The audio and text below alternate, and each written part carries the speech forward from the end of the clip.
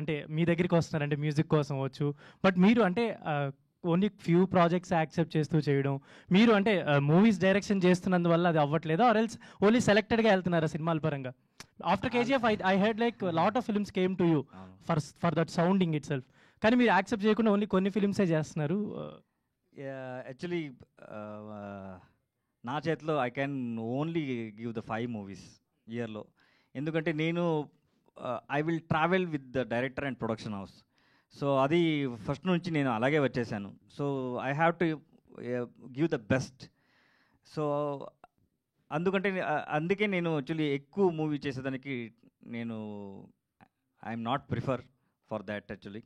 ఒక మన ఏం చెప్తారు, దీంట్లో ఏం కావాలో అంతవరకే చేస్తారా?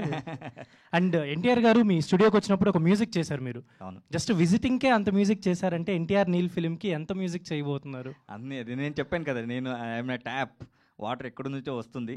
సో ఐ హోప్ అండ్ ఆ కాన్ఫిడెన్స్ ఉంది ఏదో భగవంతుడు ఇచ్చేస్తాడని.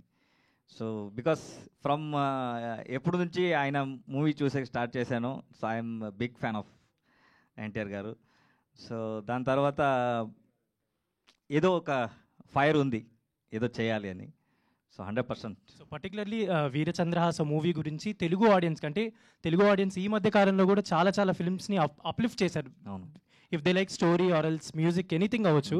సో పర్టికులర్లీ వీర